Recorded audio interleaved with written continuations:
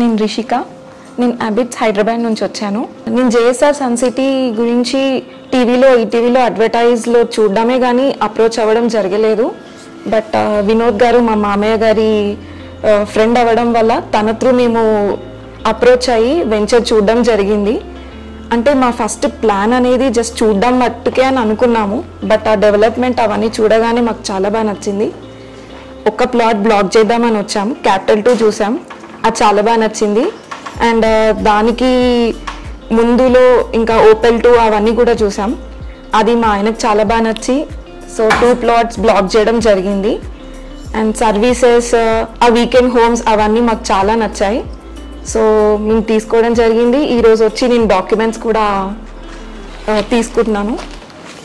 I'm very thankful to JSR Sun city.